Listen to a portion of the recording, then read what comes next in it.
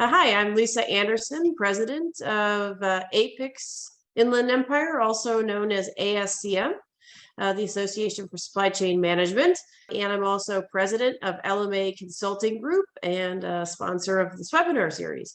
Welcome to this hot topic. Very excited today to have John with us. And I'm going to introduce him, then I'll give you a couple of logistics. And then when we wrap up, I'm going to talk a bit about the next webinar. And also we're having a, actually, I think I will tell you this up front. We're going to kick off next week with a series where we get together on Zoom so that we can talk about what's going on in supply chain, help each other with challenges, and just network. And then we will be setting up, we set up one an in-person event already earlier this year, and we will set up another in the fall. So we're looking forward to that new series. There's certainly plenty of challenges out there, so we'll see how everybody enjoys it. We'll start with one at lunch. I think it's next Friday, so I will take a look. All right, with that said, we have like I said, a hot topic today. If there's anything that's a challenge, it is the supply chain these days, and certainly spurring on inflation. John Mims is going to talk about the current state of supply chain and logistics. John is the EVP and CSO at Shipstore Software, an industry-leading multi-carrier small parcel and freight transportation management technology company, certainly critical today. He has over 20 years of experience in the transportation and logistics industry and was previously the vice president of strategy and mergers and acquisitions at Echo Global Logistics, one of the top 5 largest logistics firms in the US. Earlier in his career, he spent over a decade on Wall Street as a transportation and logistics equity analyst at FBR Capital Markets and BB&T Capital Markets. So we couldn't be more excited to have John with us today. He's also earned an MBA from the University of South Carolina's Moore School of Business and an international MBA from the, oh my goodness gracious, I cannot pronounce it. So I will let John pronounce it in Austria. Yeah, the short it to the VUV. No, that's great. Thank you so much, Lisa. And just so you know, like if you have questions, as you always do, put them in the Q&A or the chat box. I will feed them to John, intersperse them throughout, but he has, some really compelling information to share. So we really appreciate it, John, and, feel free to take it over and we'll go from there. Yeah, of course. No, I appreciate it. Thank you for the time. It's great to present to you guys. I look forward to questions and conversations. Like Lisa said, and I appreciate that introduction, we're Shipstore, and we're kind of a logistics group that also has a software company. So we touch all sorts of things, on the international side, the LTL and truckload freight side, but really our core focus now is small parcel and all the ins and outs of distribution and e-commerce and all those interesting things. And it is, we only get to be in the limelight, if you will, as a transportation industry every so often. It's normally when things are going wrong. So we've definitely been front and center in the news recently, and looks like we'll continue to do so. So let me just thought what we do today is walk through kind of a bit of where we came from in terms of the last year from an ocean shipping standpoint, the ripple effects it's had throughout the economy, and kind of what we see going forward, and different ways people are trying to mitigate that, ways people are, shifting to this, kind of ever more complex shipping environment, and, and just kind of how people are hedging their bets, if you will. So if you recall, I know this is a West Coast group, but just nationwide, everybody, these were pictures everybody was posting. The container congestion last year during peak season caught everybody's attention. There was these pictures, if you remember, were not, it made news back then. And if you look at, what it kind of looked like from a data standpoint, it's really from a COVID, if you look from July 2020 into, through the 2020 peak season, we typically think of, especially as a retail basis, really the fall, right? October, November, December, ramping up, in the holiday season. but we just saw lingering delays that we've never seen in the past. Just tons of demand coming through, lots of shortages in terms of labor because of COVID, a delayed reaction to the way things typically ship throughout the year because there are so many shutdowns around the world. When you think about what's typically peak season for the inbound market in the US, it's later in the year, really kind of can start at back to school. You could call September the beginning of peak, depends on year to year basis. But the staging of that stuff normally happens in February, March, April, into May in China. And when that stuff was delayed, it really pushed everything into this surge at the end of the year, which caused the bottlenecks that we saw. We talk about the limelight. These are just a few headlines that I grabbed. I thought they were interesting because you can see the way the timeline sort of evolves, where in September they're saying there's no end in sight for what's happening here. October, it's going to get worse. November, hey, is this going to start to get any better? Is the worst over?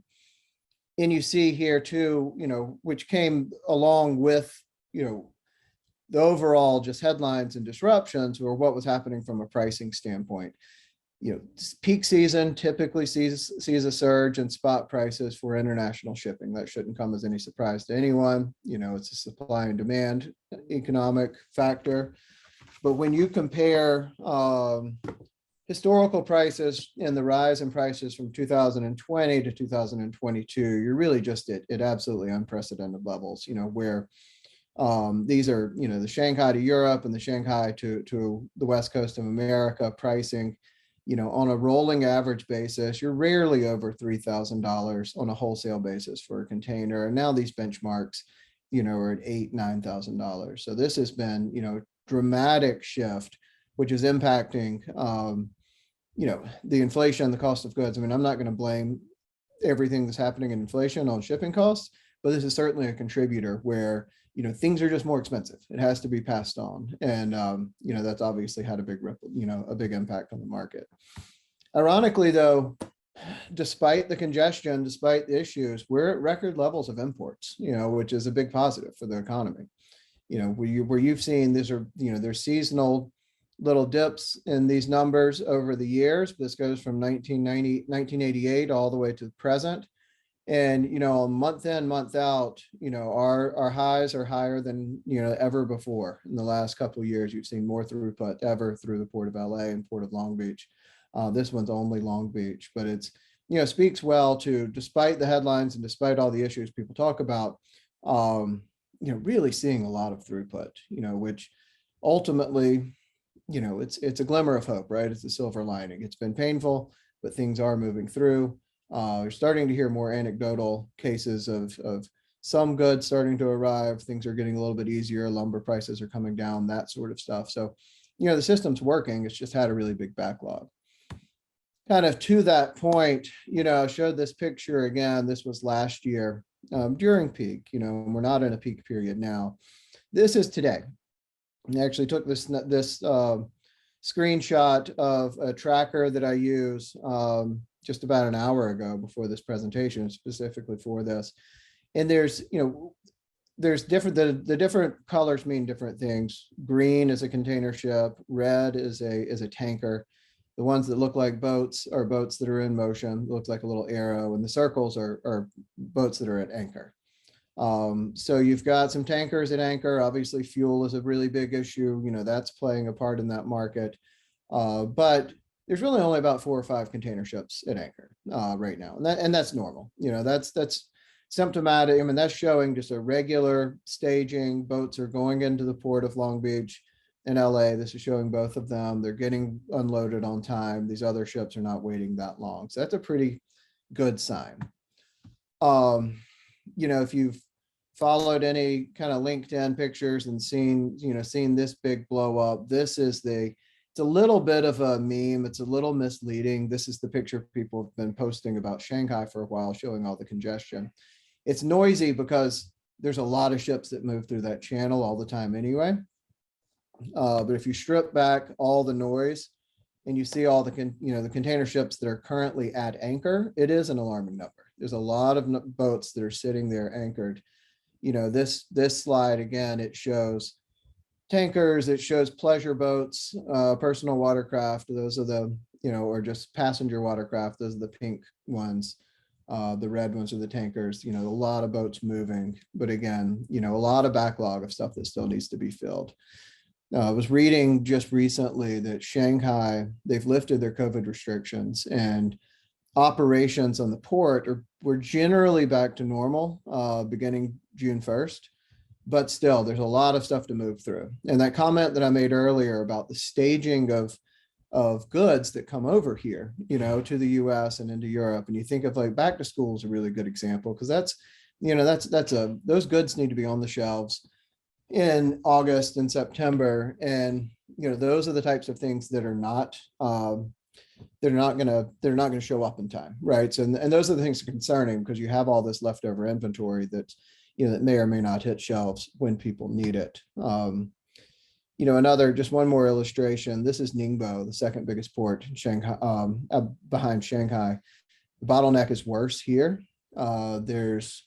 They have not lifted all the same restrictions. There's a ton of pent up inventory that's stuck there. And, that it'll be interesting to see what the ripple effects are, how long that takes to unwind.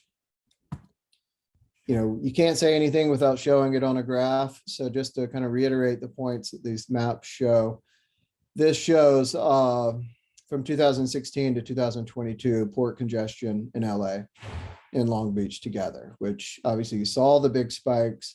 The peak of 2001 into 2021 into 2022 was the largest on record. Second, or the number two was 2020 to 2021. We're back to normal levels like we would think now, but still normal is a much higher, is at a much higher level than, normal periods in years past. Same in Shanghai, where, you've typically see the peaks hit a little bit earlier because they're loading stuff in May, for delivery to the Western markets, that would hit later in our peak season. May of 2018 was the biggest congestion period, they've seen in a long time. But now you're seeing just this massive rise in, currently in May of 2022. And if you look at that, follow these red lines back 3 years, you can see you're just hitting, significant highs off of recent years. So that's, just showing that, it's just kind of telling the same story, right? I mean, there's a lot of stuff that's stuck in China, and it's got to go somewhere. So John, on the slide before that, where it was showing that it's, come down significantly, but it seems to have come down like in 2021. Is that including, like how they slowed down the speeds of all the container ships so that they wouldn't clog up our ports? So it may show some of that. And, what you do see though, and it shows seasonality more than anything else. Now, there are some mitigation factors like that. You can slow down ships, you can try to delay loops. There's containers can get out of balance because of all this stuff. So there's reasons why boats may not be showing up at the same cadence that they normally would be.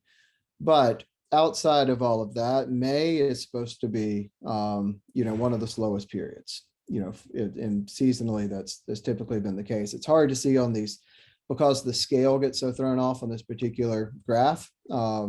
No, that makes sense. It sounds like most of the slowed down ships aren't necessarily included, but that doesn't, directionally, what you're saying is right. It's difficult to figure out how to deal with this whole thing.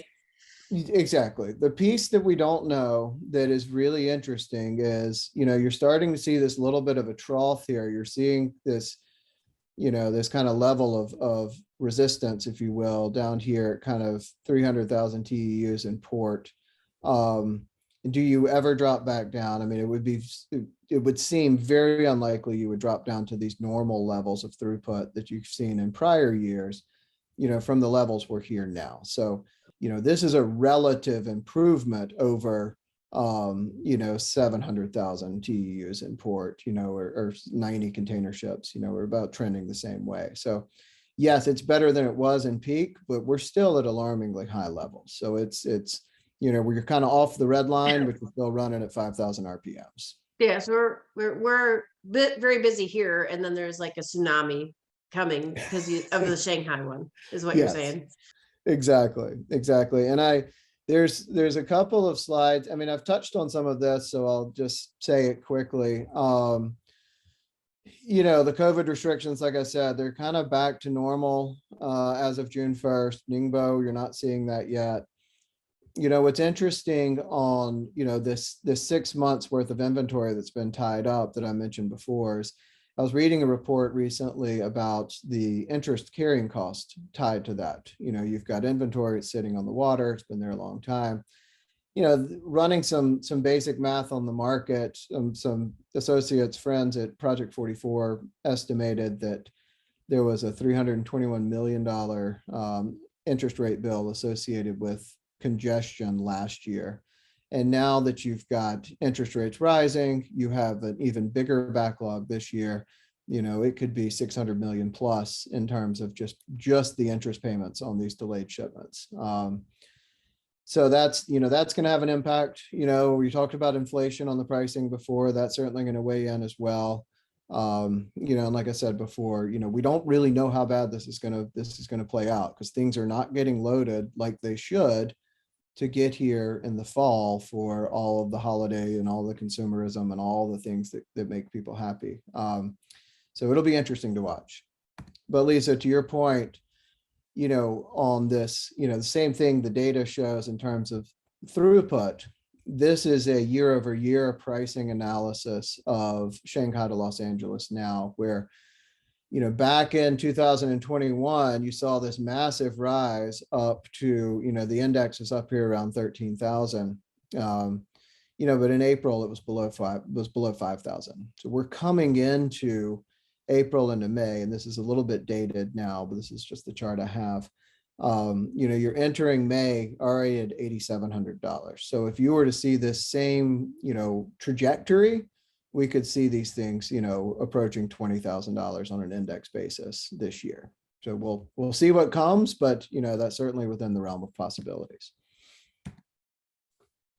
So wow, that is quite high. Yeah, it's not a pretty picture, to be sure. These were just some of the news headlines that that address some of the things we just talked about, right? These Shanghai lockdowns are going to make, it's just ripple effects. We just don't really know how they're going to play out.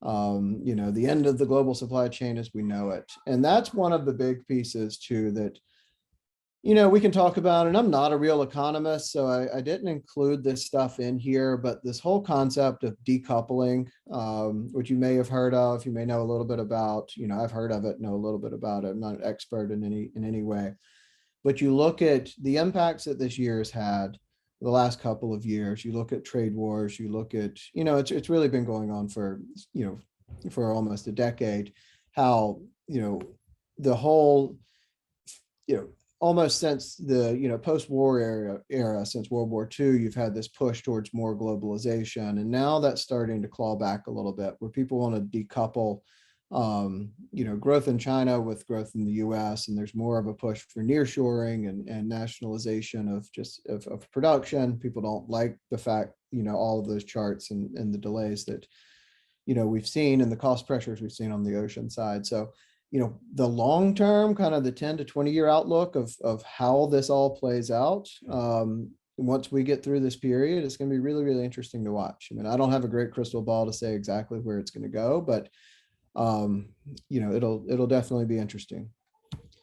One other thing to bring up here, and again, I'm not going to talk a whole lot about Ukraine, but half of the world's neon comes out of Ukraine.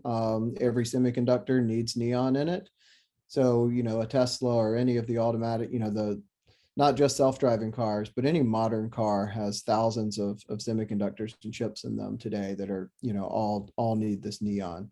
So you have that's just one example of a big global geopolitical impact on supply chains, that are not just, congestion related, but just, are going to have a significant ripple effect across the industry.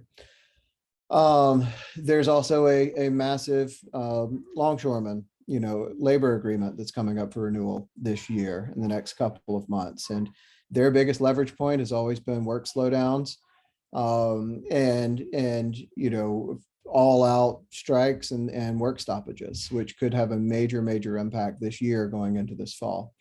The really good thing is, and this is a double-edged sword, when you go back to the pricing example that I showed you and how everybody is, how the container ships are performing so well relative to years past, is container shipping for the last decade has been a losing business. I mean, they lose billions of dollars a year in operating income, but EBIT levels are at all-time record highs. I think 16 times higher than they were last year. So there's definitely money in the system to strike a better deal with the longshoremen. And there's a lot of put and take, and who's actually responsible for that bill. Is it the port operator, or is it the container ships? Who pays what? So that's a very complex conversation we don't have to get into today. But the point is, there's more money in the system, which should be a positive. But the labor unions also certainly know that there's more money there, and they're going to use this as an opportunity to fight for as much as they can possibly. So again, I wish I had answers. I'm just kind of pointing out what I see, but it is going to be a very volatile summer and fall in terms of international shipping. Again, decoupling, I kind of jumped ahead on some of my slides just because I get excited about this stuff, but just summary points here. The global decoupling can lead to more secular shifts. This potential conflict between China and Taiwan could be much bigger than the impact we've seen in Ukraine, obviously. I mean, for two sides, right? One, most of the world's semiconductors come from Taiwan, and that could completely shut down. Global decoupling, as we were talking about, the war in China, potential war in China and Taiwan could have a much bigger impact. It was interesting. I'll throw in just an anecdote that's not in here. I was talking to the people at Maersk just last week or week before last, and they were making the comment of, Maersk's abilities. They pulled out of Russia as a company, and their entire business pulled out of Russia early in the days of the Ukraine conflict.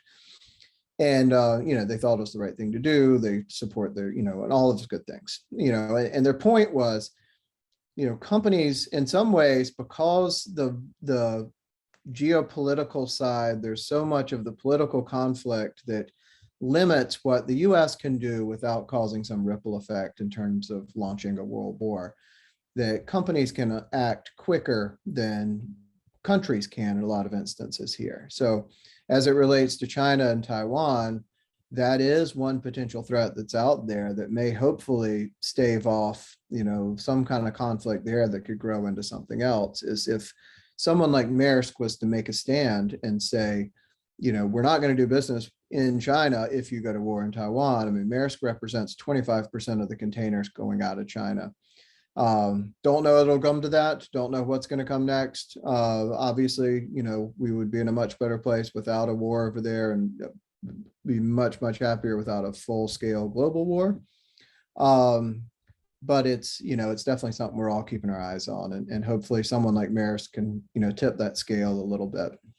Enough doom and gloom. What is a shipper going to do? We have all this complexity, all of these disruptions. When you look at just the kind of the chaotic side of this and how unpredictable it is, it's funny, if you look at this this chart that McKinsey put together, they've mapped out basically what's a foreseeable and what's a non-foreseeable catastrophe, and just how these different potential disruptions could impact businesses. And if you look at the quadrant on the top right, I mean, we've hit almost every foreseeable catastrophe in recent years. It just seemed like a shock to us. So if you were really managing risk in the way that you should, if you were very forward thinking and trying to hedge everything out, I mean, can you insulate yourself from a pandemic, an extreme pandemic, global military conflict, financial crisis, trade dispute, all of those things that are in that bucket, everything except super volcano we've had this decade. So these risks and these shocks to the system aren't necessarily coming out of left field. You go to the unanticipated catastrophes like a meteoroid strike or a solar storm. Luckily, we haven't had that kind of stuff, that can catch everybody off guard. But theoretically, you can build enough security and and redundancy and all of those things into your supply chain that you can lessen the effects that the things that most people are suffering through right now, most people are dealing with in terms of inflation and cost and just the throughput of their businesses. There are ways to try to hedge against that. Simplify that into, it's the shock exposure, right? How big is the shock times your vulnerability is your risk to your value chain risk, right? So the shock exposure, that's going to happen. That's a global thing. What's the pandemic going to do? It's going to shock everything throughout the system. But what's your individual vulnerability to that? How your demand planning, your inventory system, your supplier network, the way you treat your transportation and logistics network, the way you think about, that outlining of, a perfect network that is resistant to shocks, is a big deal, as well as, what your portfolio, of your product mix look like, how's your balance sheet, how, your rainy day fund, like your mom told you growing up, right? That's a big deal. In terms of winners and losers, when you've had the types of environments that we've had in recent years, 42%, a company can expect to lose 42% of EBITDA, at least every decade in 1 year. And that could be spread out over the decade. It could all hit at once, but it's a lot of money. That's a huge amount. Yeah, it's a big number. So, it's, you're going back to that rainy day piece, right? How do you beat that number? You can't win every year, but if the average is 42%, that means some companies are losing 100% and some companies are losing 5%. How do you stay on that, on the positive side of that? So those are the things we work with our customers. Put very simply, from a concentration standpoint, the more suppliers you have, theoretically up here at the top, the less vulnerable you are to impacts on one of those. Substitutes. If you have no substitute, obviously you get everything from Ukraine, and Ukraine isn't exporting anymore. That's more risky than having three or four countries where you can source your goods. Interconnectivity versus having kind of linear relationships with different suppliers. All very, very important things that, from our world, it's how do we help build that network, from a transportation and logistics standpoint, but just generally speaking, from a supplier, full supply chain, where you place your warehouses, your customer concentration, all of those things, play into that. How at risk you are, in these times of, this type of environment, right? So a little bit about how we do that, just as a software. And for people who are shipping small parcel, happy to go into this in more detail at some point, but just like in general, the way we think about this stuff is, rather than be a just out there selling services, be like, hey, we'll help you get a UPS rate, or hey, we can move that truck for you. We try to put everything that I was just talking about in context as like, what's right for shippers? What does this real planning piece look like? How are you engineering your network the way that it needs to be for good times and bad times, for growth, for moving into new countries, for moving into new markets, for finding, different types of products, different types of customers? How does that all blend together? So it's a really important part of anyone's planning process, is like, you got to take a step back and put all those pieces on the table and make the right plan to, for a variety of scenarios and situations. And then the execution piece, right? I mean, what good is a plan if you can't execute it? So, we spend a lot of time, that's what our software is designed to do, but just, in general, if your plan is too complex that you can't execute on it and you're not following the rules, then you've kind of wasted your time making the plan. So how do you build a network that works for you, but is also operable, at the warehouse level, that people can follow the rules and the regulations in terms of how you want things shipped, and this type of customer needs this kind of service, this other type of customer needs that kind of service. How do you make sure that that's that's an executable, repeatable business, and you're following that, that plan you put in place. And obviously administration is kind of the third bucket, the third leg of our stool, right? Where if you're not billing it correctly, the more the more optionality you add, the more different types of carriers and different types of suppliers that you add in there, the more complex the billing process is and the auditing is. And again, making sure that, the bills you're paying is matching that plan that you put in place, and that plan is being executed the right way. You get this kind of, this loop. If executed properly, it's a wonderful thing, but it can blow up on you if you don't know what you're doing. So those are kind of the three big pieces that you've really got to think about in terms of how you take this idea of wanting really good supply chain resilience and putting that into action. And just one other thing about, the parcel market in general is, despite all these things that we've been talking about, and, there's been capacity crunches, peak season surcharges, other service issues, FedEx and UPS, they're big. They're certainly not immune to some real issues during last peak. We expect the same coming up this peak. But 87% of parcel shippers out there still rely on one carrier. UPS has always bought me ball game tickets. They've been good to me. That's the best I'll ever do.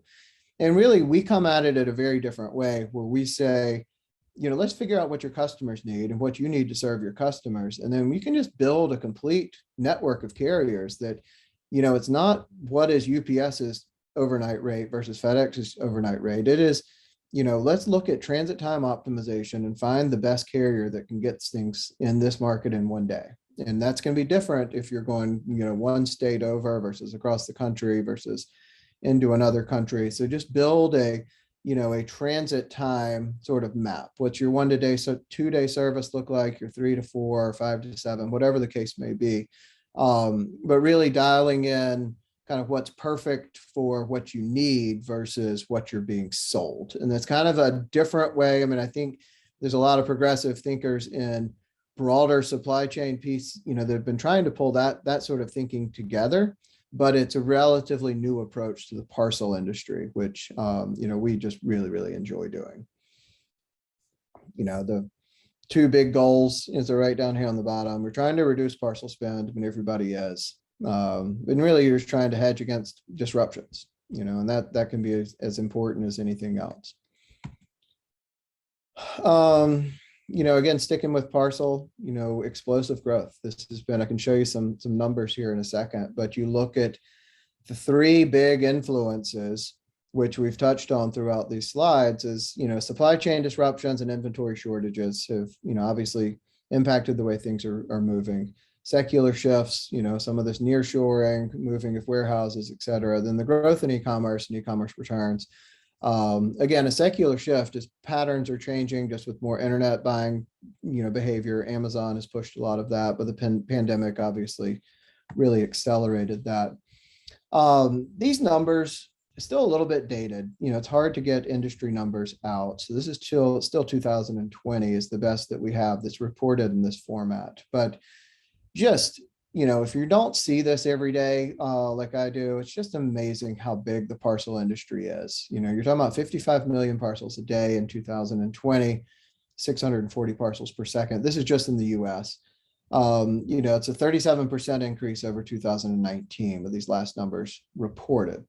FedEx, prior, in years past, they would say, hey, we're probably going to hit 100 million packages per day in the US by the year 2026. That's since been accelerated to, we should see 110 million packages per day by this peak in 2022. So, what already looked like a massive growth trajectory is even, far and exceeded what prior forecasts were. And a lot of that's coming from e-commerce. Now you contrast that to the global market, 131 billion, another 27%, up from just over 100 billion, just huge market, huge growth, 360 million parcels per day. I mean, the shift of, where just buying patterns and shipping patterns and everything that's happening and how this is going from, shifting into a parcel world out of the traditional freight world is I mean, it's amazing now.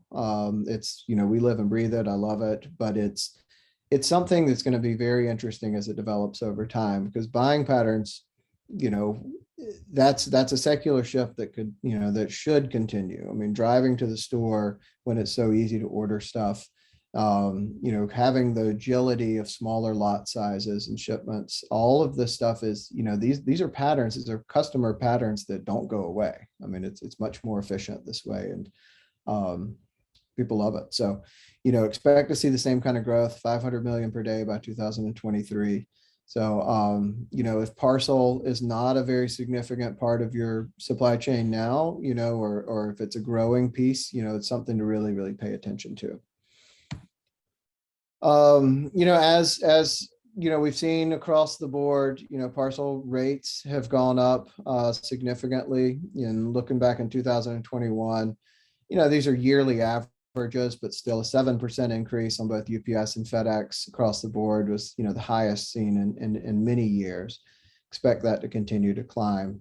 Fuel prices are having a big impact. I didn't put a fuel slide in here specifically, but, would say just, from just off of memory, given where fuel prices are right now, last year, you were looking at 6 to 7% fuel surcharges on parcel for each package. And now that's at 19.5% now, probably going above 20% soon.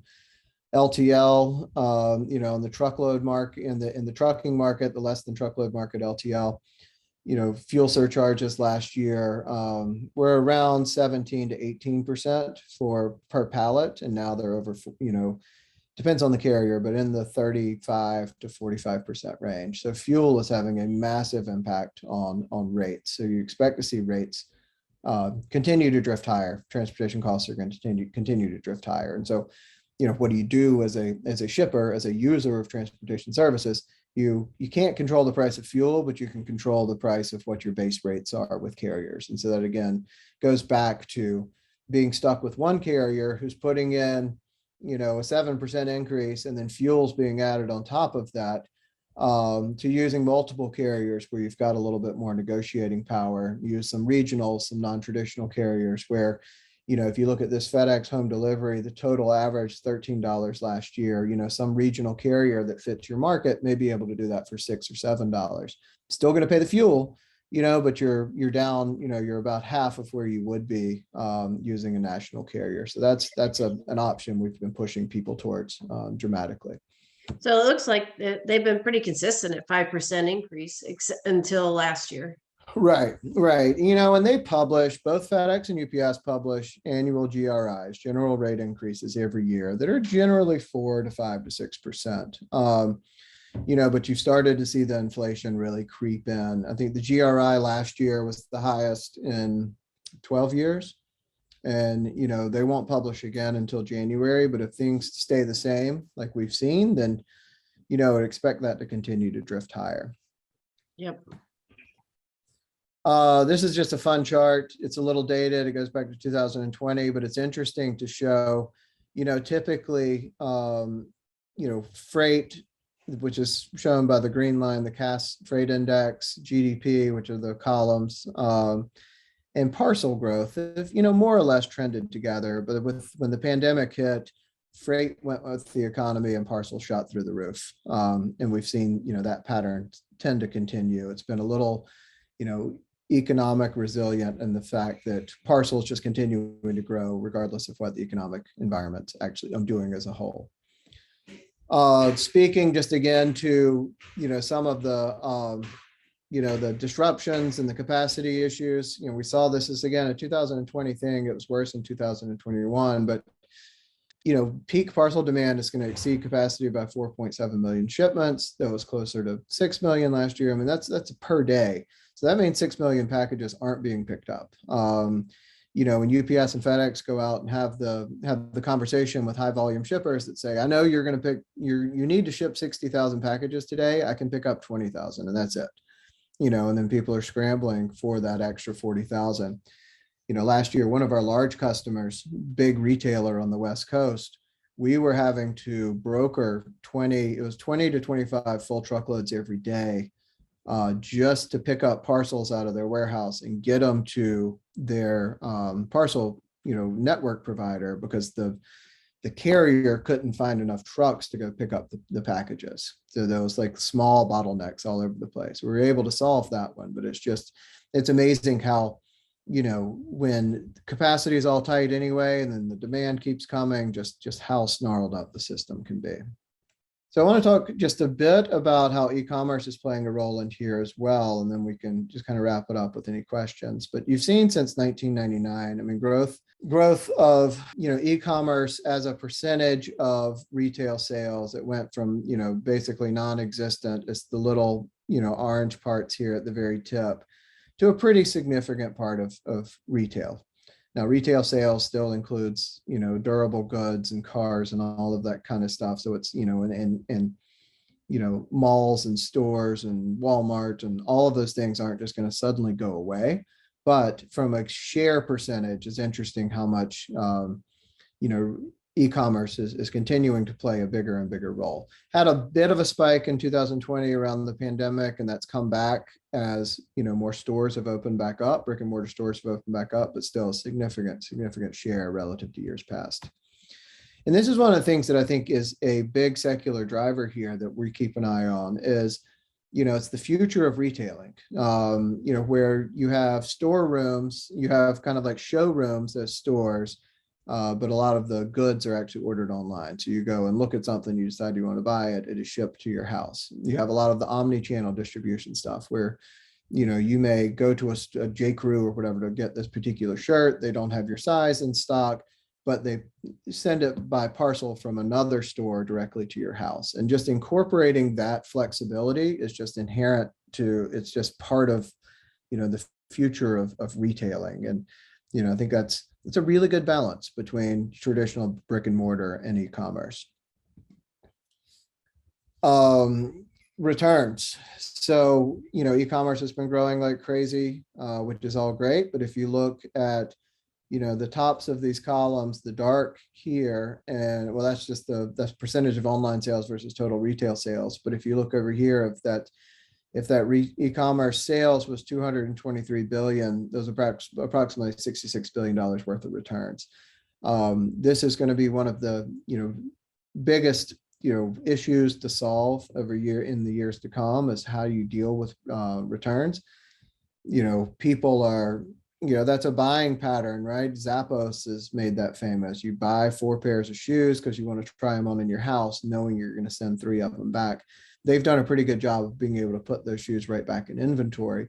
But a lot of things like clothing or, kitchen appliances or furniture and all this stuff is not nearly as easy to be able to necessarily get that stuff right back into production. And the impact has been, you look at the punchline, these estimates are that every, the cost per unit for a return is somewhere between $20 to $45. You have the transportation cost, you got to ship it back. It's not all that material. $250 for, on average, just for dealing with the customer, not that material, but just the discounts and liquidation losses, that can climb on average as high as $35 is a major issue that need to be concerned with. We can obviously help with the transportation piece. That's what we do. And I think if somebody can solve how you get goods back into the market, that's going to have a dramatically positive impact on the economy, especially the retail economy in general. But it's, again, like all I can do is point them out right now. I can't solve them all, but it's definitely something to keep an eye on. Lastly, I've presented some of this stuff before, and a lot of the questions came back on the packaging piece. And I wanted just to put in a slide on this because it really is, this is the other big piece. There's an environmental impact on, all of this cardboard boxes, all of this corrugated cardboard that's being sent around. There's actually 2 ways of looking at the economic or the environmental impact of parcel versus driving to the store. In one way you say, these Amazon and UPS and USPS and whoever else, all of these trucks are driving all over the place, and I'm having toilet paper delivered to my front door, and that's got to be inefficient. But then the other hand, you say, all right, well, if everybody in your neighborhood all drove to the store to pick up, one roll of toilet paper versus, a UPS driver being able to hit 5 stops in the neighborhood and drop that off. I mean, that's a lot less fuel to have this one UPS driver deliver that stuff. The downside is, you have that in a box that's way too big, and you're shipping a bunch of air. You've got all this cardboard in your house. I mean, I'm sure everybody on this call has dealt with that same issue. So when you look at the corrugated market, in the last 12 months, there have been 4 different increases, and each of these in cost wise were over 12%. So that's, again, inflation moving its way through the supply chain. Obviously that's 48% increase over 12 months, just at the minimum. I don't know exactly how high above 12%, but our industry people say it's been at least 12%. So call it 50% increase in the cost of a box over the last year. You've had a big shift. It's been hard for a lot of retailers and a lot of warehouses and fulfillment businesses to kind of shift to this. Our whole lives, we've just prepared inventory to go onto shelves at a store. And now we're having to package each one individually and get it onto a UPS truck or whatever. And that's a hard shift. It's a hard shift operationally, from a cost standpoint, from the way your warehouse is laid out. There's been a lot of, that some people have been better at it than others, but it takes a long time to get through. And then the other big piece, that goes back to the returns is, in this shift of trying to package everything, it doesn't necessarily, what you're trying to ship and what you're trying to ship it in is not necessarily built for the rigors of the way parcels are sorted on an automatic basis. It's pretty rough going through some of these sortation machines and getting loaded into these trucks and shipped across the country in a little box in 2 days. And so the more damage you have, the more claims you have, the more returns you have, the more boxes that go back, the more cardboard that's wasted, the new thing has to come out. You got to throw away this, so it's a cycle that, the more you can improve that, obviously you're getting a lot of efficiency in the system. So what do we do to try to help this? Again, we're only touching parts of it. But within our system, we have what's called advanced cartonization. So we built specific logic for specific shippers, that every time you would scan an order and you have five items that are going in a single order, it'll look at the DEMS of all of those and pick the right box and tell you to put it in this box type, because that's going to get you the best parcel shipping rate, and it's going to waste the least amount of space. We do the shipment process consulting. We'll go on the floor and tell people how they can improve their lines, how they can do this and that to try to make things more efficient. And just little things like automated address validation. How do we make sure we're shipping stuff to the right place? Limits foreseeable, returns and lost goods. Like, how do you just do the easy parts? It's kind of the end of what I've got right now. I wanted to be able to just show a little bit about what we're seeing, what we can do about it. It's a crazy world out there, and hopefully this is helpful. Yeah, very good. It's really great to be able to see the big picture. So does anybody have any questions that you'd like to ask? Sounds like certainly the container shipping prices have gone up 3-4-fold, and the parcel rates have gone up far less. However, to your point, like there's a lot more cost built into that whole system. And just because they've gone up less doesn't necessarily mean it's less expensive. And what about the LTL and the other? I have some slides on there. I didn't present them today, but you've basically seen from 2019 to 20 to 21, a rise in, pretty dramatic rise in shipping costs. That started to come back in the truckload and LTL. You've started to see those prices come back in some, which again is a bit of a supply and demand impact. You've got more drivers employed in the trucking industry than ever before if you look at payroll counts. So you've got more drivers on the road. You've got you've had this historical backlog, which is still pretty bad, of new trucks that are coming to the market, but that's truck deliveries have started to happen, which has increased the amount of supply of trucks on the road and reduced those backlogs. So you've kind of got the supply reaction to the demand surge has started to balance out. And you typically see truckload more so than less than truckload, but truckload's kind of the most purely true economic model, because just how diversified their the supplier base is. There's millions of trucking companies out there. If every trucking company bought one truck, suddenly you've got a million more trucks on the road. So that can shift a lot quicker than an LTL market, which has fewer suppliers, and a parcel market, which has even fewer suppliers than that. So that started to normalize. Now fuel, again, kind of erodes that pricing normalization. Fuel aside, I guess, right? Yeah, because fuel is fuel, right? So everybody's got to pay for fuel. So it's good and bad. We just can't get away from the fuel piece right now.